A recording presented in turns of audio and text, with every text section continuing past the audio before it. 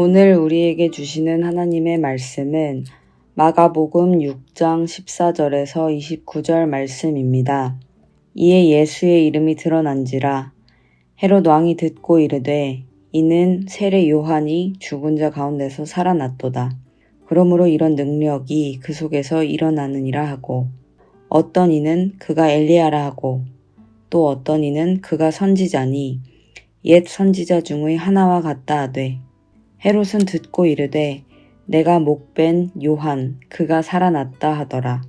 전에 헤롯이 자기가 동생 빌립의 아내 헤로디아에게 장가든 고로 이 여자를 위하여 사람을 보내어 요한을 잡아 옥에 가두었으니 이는 요한이 헤롯에게 말하되 동생의 아내를 취한 것이 옳지 않다 하였음이라.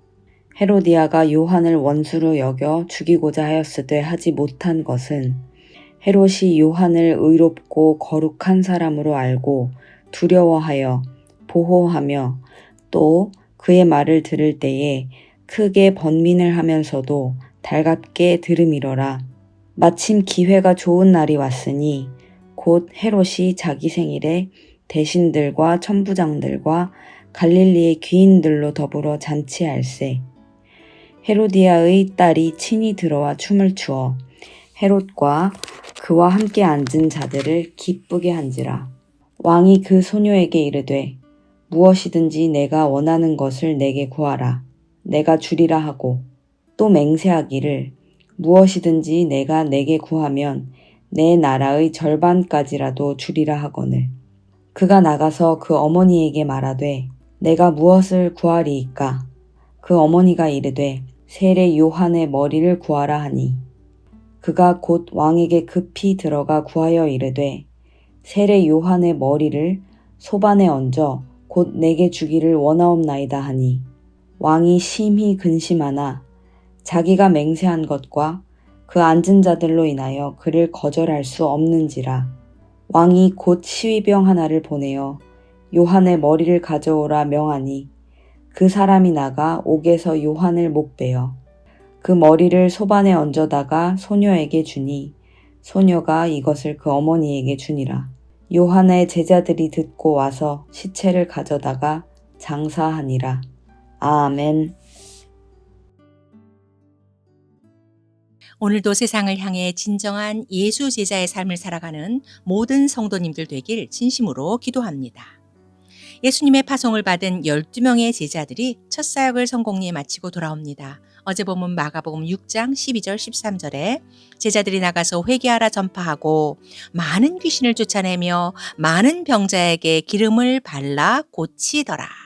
그리고 이제 제자들은 신이 나서 예수님 앞에 보고하려고 합니다. 내일 본문 6장 30절에 사도들이 예수께 모여 자기들이 행한 것과 가르친 것을 낱낱이 고하니. 그런데 마가는 뜬금없이 그 사이에 이미 죽은 세례 요한의 이야기를 삽입하는데 그것이 바로 오늘 본문입니다.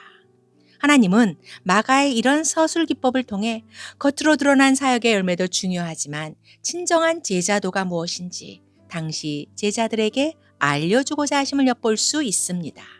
이런 의미에서 예수님의 제자는 아니지만 세례 요한만큼 진정한 제자의 삶을 제대로 산 사람이 없기에 지금 마가는 세례 요한을 재소환시킨 것입니다. 그렇다면 세례 요한의 삶을 통해 알려주고자 하시는 진정한 제자도는 무엇입니까? 먼저 진정한 제자의 삶은 단순한 삶입니다. 결핍이 되어서 불편할지는 몰라도 크게 문제가 되는 일은 많지 않습니다. 오히려 너무 많을 때, 오히려 너무 복잡할 때 주로 문제가 발생합니다. 지금 어른들이 모든 것이 차고 넘쳐서 풍성한 시대를 살아가면서도 부족하고 가난했던 60년대, 70년대 그때 그 시절을 그리워하는 이유가 무엇입니까?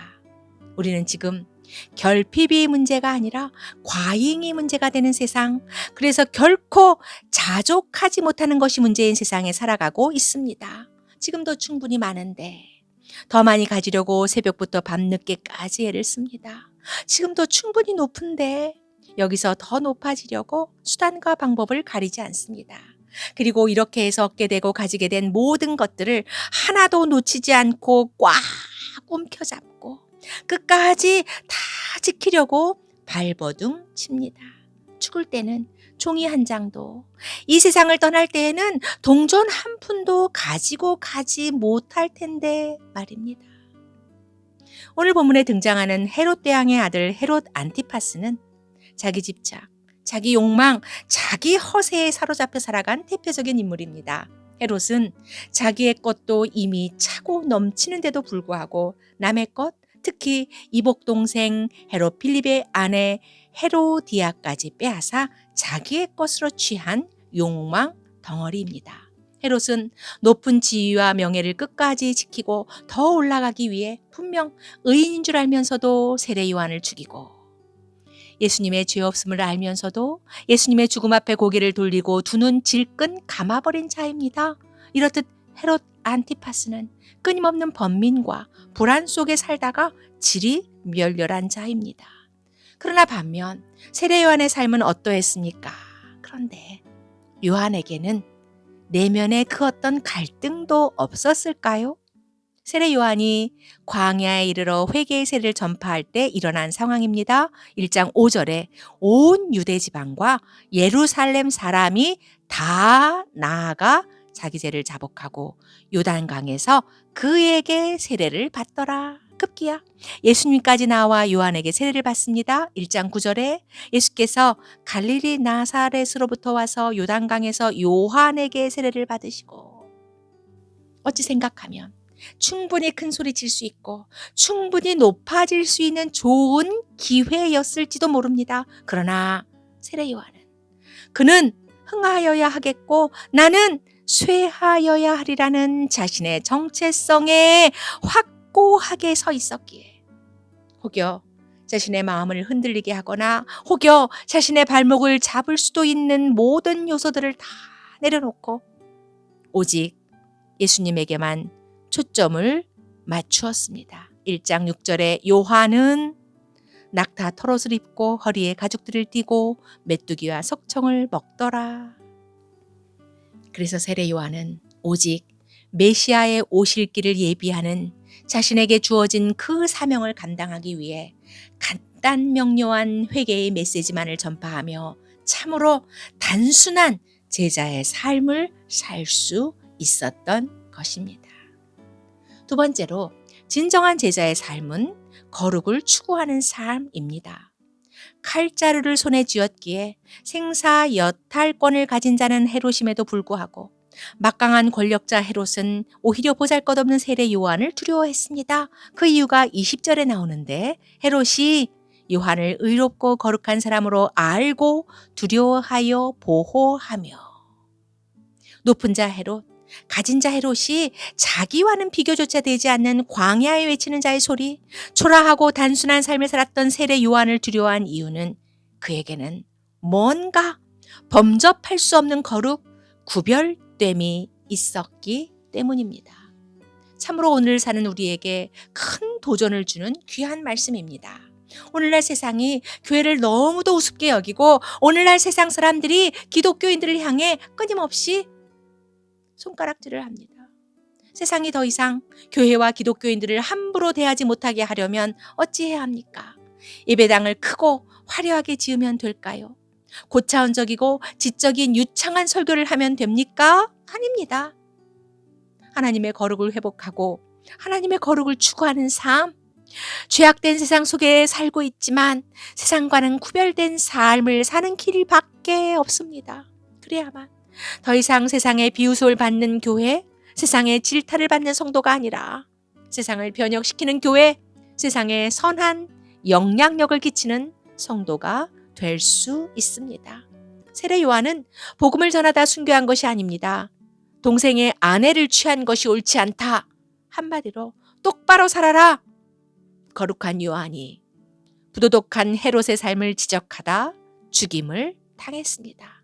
그래서 세례 요한의 죽음이 헛된 죽음입니까?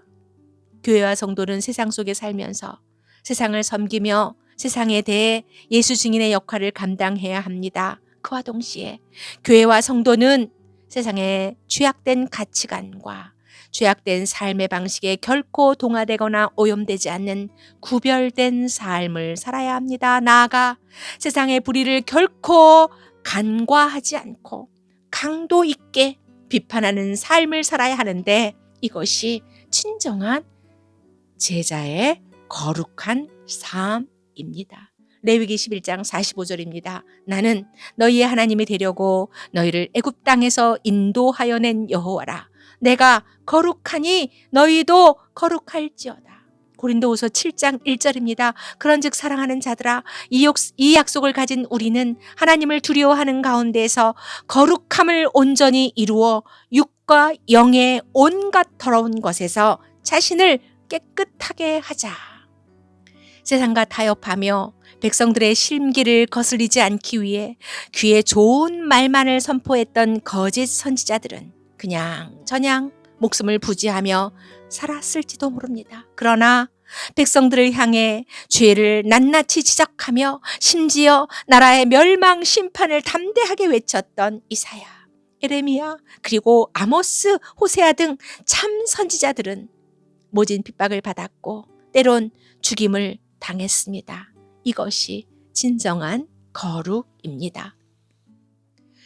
제자라는 단어의 사전적 정의를 찾아보니 지식이나 덕을 갖춘 사람으로부터 가르침을 받은 사람이라는 일반적인 뜻이 있고, 또 하나 예수의 가르침을 받아 그의 뒤를 따르는 사람이라는 의미가 추가됩니다. 그렇다면 제자는 예수님의 부르심을 받은 12명의 제자들뿐 아니라 우리가 예수의 가르침을 받아 그의 뒤를 따르는 사람이라는 고백을 한다면 우리 또한 예수님의 제자입니다. 예수를 구주로 고백하는 그리스도인들이라면, 예수의 십자가 대속을 믿는 신자라면 누구나 다 예수의 제자라는 결론입니다. 예수의 진정한 제자는 광야에 외치는 자의 소리가 되어 오실 메시아의 길을 예비한 세례 요한처럼 세상 속에서 살지만 세상을 향해 단순한 삶, 거룩한 삶을 살아감으로 하나님의 아들 예수 그리스도의 복음을 들려주고 보여주며 살아가는 자들입니다. 그 결과가 무엇입니까? 요한복음 12장 24절입니다. 내가 진실로 진실로 너희에게 이르노니 한 알의 밀이 땅에 떨어져 죽지 아니하면 한 알 그대로 있고 죽으면 많은 열매를 맺느니라.